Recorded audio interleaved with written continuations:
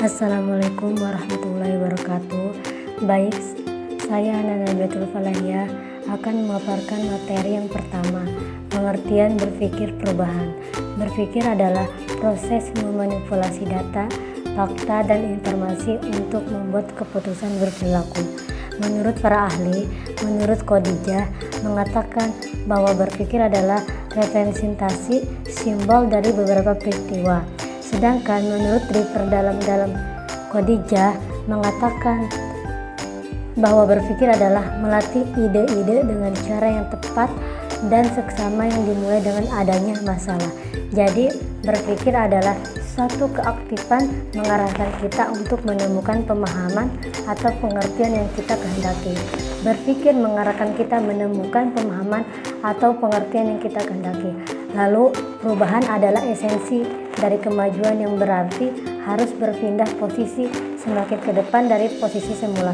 Menurut para ahli, menurut Neni Nurmayanti Hasanah, perubahan merupakan sesuatu yang unik karena perubahan-perubahan yang terjadi dalam berbagai kehidupan itu berbeda-beda dan tidak bisa disamakan walaupun memiliki beberapa persamaan dalam prosesnya. Sehingga dari pengertian berpikir dan perubahan di atas dapat kita simpulkan bahwa berpikir perubahan adalah berpikir untuk berubah. Mindset kita harus berubah, mencoba hal yang baru untuk berpindah dari posisi awal ke posisi yang lebih maju ke depan. Berpikir perubahan adalah satu keaktifan pribadi manusia yang menggunakan ide-ide dalam rangka menciptakan sebuah perubahan. Atau salah satu contoh dari berpikir perubahan yaitu ada seorang pegawai kantoran yang dulunya sering disuruh-suruh bisa menjadi seorang entrepreneur yang sukses. Dengan adanya upaya untuk berpikir berubah bisa membuatnya dapat mengubah nasibnya menjadi lebih baik dari sebelumnya. Dalam berpikir perubahan, seseorang harus diharapkan memiliki pola pikir yang produktif karena pola pikir seperti inilah yang akan menciptakan ide-ide baru sekaligus dapat membuat seseorang bisa melangkah lebih jauh lagi dalam mengeksplorasi atau mengasah kemampuan yang dia miliki, sehingga diharapkan seseorang tidak hanya terpaku atau terfokus pada apa yang sudah ada yang sekarang yang mungkin saja membuatnya hancur, melainkan pada perubahan apa yang bisa dia perbuat. Untuk dapat membangun kebiasaan yang produktif menjadi suatu kenyataan diperlukan adanya kemampuan berpikir untuk mewujudkan kebiasaan yang harus diasah secara berkelanjutan dengan penguasaan ilmu, pengetahuan, keterampilan, dan keinginan hati yang akan menuntun kekuatan-kekuatan bersikap dan berperilaku yang terpola. Sekian dari saya, terima kasih, kurang lebihnya mohon maaf. Wassalamualaikum warahmatullahi wabarakatuh. Bismillahirrahmanirrahim. Assalamualaikum warahmatullahi wabarakatuh. Nama saya Lisda Amelia Putri. Di sini saya akan sedikit menjelaskan apa saja manfaat berpikir perubahan. Setelah kita mengetahui apa itu berpikir perubahan, di sini adalah manfaat berpikir perubahan. Yang pertama yaitu merubah kebiasaan yang mungkin dulunya tidak baik menjadi bermakna dan lebih baik. Contoh, dari dulu kebiasaan kita atau suatu perbuatan, perilaku kita selalu menunda pekerjaan, bermalas-malasan dalam segala sesuatu. Dengan adanya berpikir perubahan dalam kebiasaan buruk itu berubah menjadi kebiasaan atau yang kita bisa lakukan dari hal-hal yang lebih bermakna lagi. Contoh, ketika ada yang sedang kerja bakti, kita ikut membantu, menolong sesama, dan lain sebagainya. Dengan itu, kita bisa menjadikan waktu yang dipakai bermanfaat dan lebih bermakna lagi. Yang kedua yaitu dapat memotivasi untuk mencoba hal-hal baru yang lebih bermanfaat. Mencoba hal baru yang membuat diri kita itu bisa menjadi jauh lebih baik lagi, dan juga bisa meningkatkan kualitas diri juga. Contoh, banyak waktu kosong daripada bermalas-malasan, kita bisa mencoba hal-hal yang lebih positif atau bermanfaat. Bisa kita manfaatkan contohnya dengan membaca buku, menonton acara yang memotivasi, dan lain sebagainya. Dengan itu pengetahuan kita akan bertambah. Yang kedua yaitu meningkatkan kemampuan berekreasi dari seseorang. Seseorang yang bisa menciptakan sesuatu yang baru akan membawa perubahan bagi lingkungannya. Menciptakan atau mencoba hal baru bukanlah hal yang sangat mudah. Kita tentunya harus memiliki keterampilan, kreativitas, begitu pula adanya kerja keras. Kemudian, kita bisa melatih diri kita untuk terus berpikir sehingga dapat memunculkan ide baru atau yang disebut kreatif dan bisa membawa perubahan yang baik. Yang keempat yaitu membuat orang semakin percaya diri dalam menjalankan kehidupan. Percaya diri itu sangat diperlukan dalam menjalani hidup, termasuk dalam memperjuangkan atau untuk mendapatkan sesuatu yang kita harapkan. Seseorang yang kurang percaya diri akan sulit untuk melangkah maju. Jadi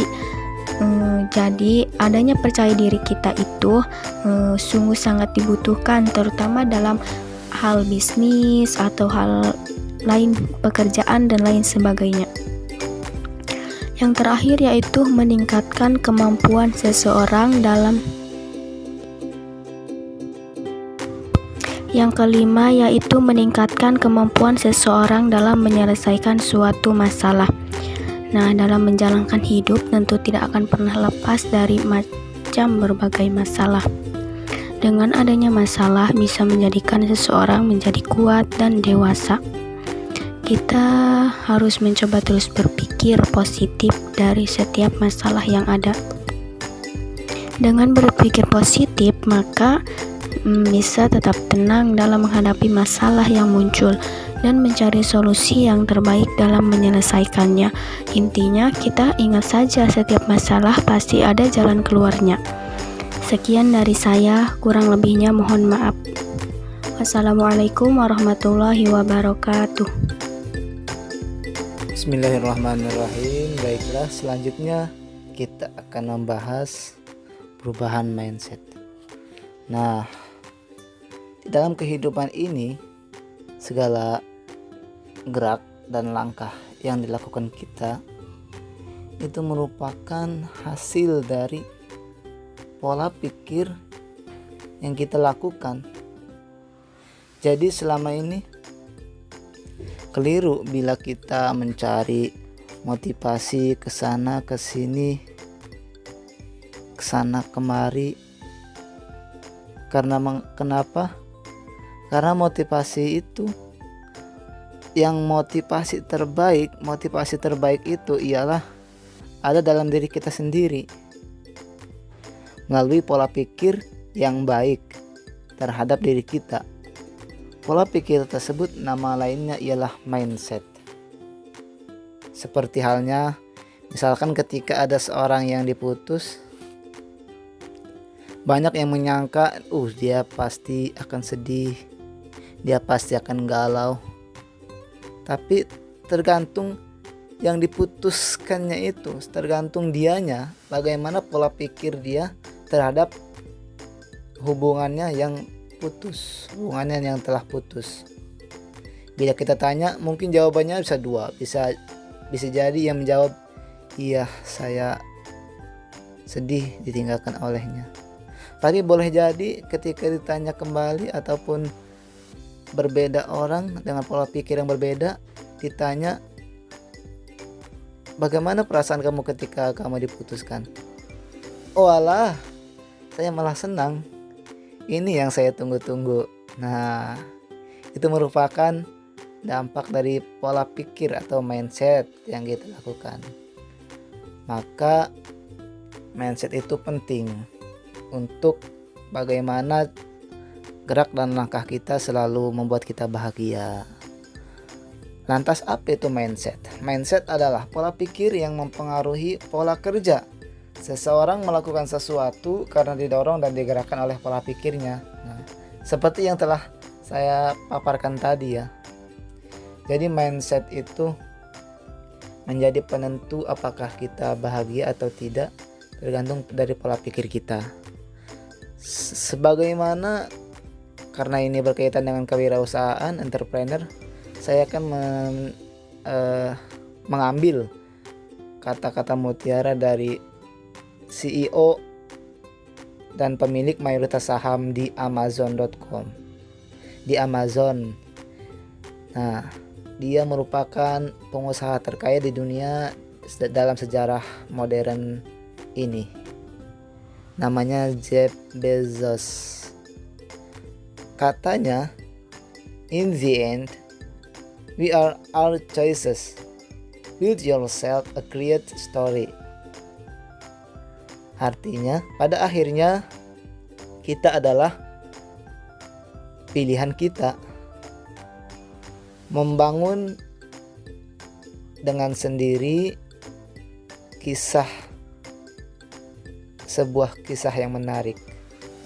Nah, dari kalimat tersebut kita dapat memahami bahwa pola pikir dan mindset adalah salah satu langkah yang terpenting dan harus kita bangun agar selalu memiliki mindset yang produktif, kreatif, inovatif. Sekian, assalamualaikum. Assalamualaikum warahmatullahi wabarakatuh. Perkenalkan, nama saya Didi Muryadi. Di sini saya akan sedikit menerangkan tentang mindset entrepreneur. Jadi, seorang entrepreneur berkarakter produktif, bukan berkarakter konsumtif. Seorang entrepreneur akan berusaha mencari cara baru untuk meningkatkan utilitas, kualitas sumber daya secara efisien. Mencari alternatif lain bila sumber daya yang ada terbatas. Seorang entrepreneur cenderung menjadi job kreator daripada sekedar job. Semua karakter tersebut disebabkan oleh jumlah total pola pikir positif, keuangan kreatif, dan pola pikir produktif yang dimilikinya. Pola pikir produktif bila ditumbuhkan apabila kita menghargai dan memahami kelimpahan maupun keterbatasan yang ada.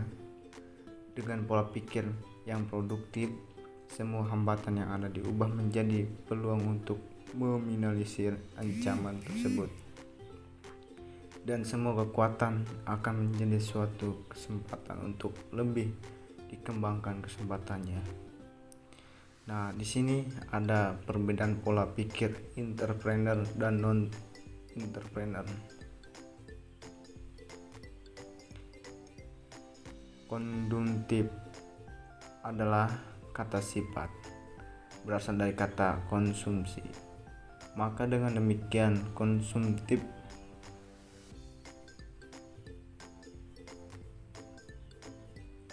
berarti sifat mengonsumsi, memakai, menggunakan, menghabiskan sesuatu. Ada juga produktif. Produktif adalah banyak hasilnya, atau bisa kita artikan dengan terus-menerus menghasilkan. Bila konsumtif dan produktif kita kaitkan dengan kewirausahaan,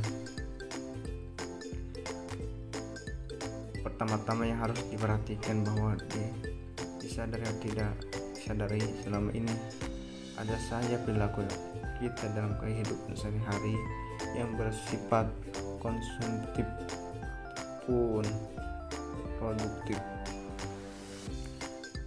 Perilaku semacam itu yang dihilangkan atau paling tidak mengurangi sampai batas minimal semisal mungkin. Pada situasi kehidupan yang normal, bidang atau kita berkarir sebagai pola konsumtif memang harus ditekan, apalagi pada masa krisis ekonomi. Jadi entrepreneur berpikir bahwa ada kesempatan yang dapat dimanfaatkan dari tersediaan sumber daya di sekitarnya. Orang bisa mungkin berpikir bahwa sesuatu yang sudah digunakan atau tidak penting lebih baik dibuang. Tetapi beberapa orang berpikir sudut pandang lain, berpikir untuk memanfaatkan dan dijadikan sesuatu yang dijadikan uang. Jadi daripada dibuang, mending dimanfaatkan. Begitu istilah orang yang memiliki jiwa kewirausahaan, seperti itu. Mungkin kurang lebihnya mohon maaf. Bila ada kata-kata yang salah, mohon dimaafkan. Assalamualaikum warahmatullahi wabarakatuh. Baiklah, selanjutnya kecerdasan finansial. Kecerdasan finansial yang dimaksud di sini itu lebih ditekankan pada konsep ekonomis, seperti kreativitas secara finansial. Dalam kenyataannya merupakan kesediaan untuk berpindah dari zona yang dianggap nyaman sebelumnya menuju ke zona baru yang penuh tantangan. Dan seorang kreatif akan mampu melakukan perpindahan tersebut dengan perhitungan yang matang sehingga yang lebih nyaman pada masa depan dengan mengorbankan kenyamanan hari ini.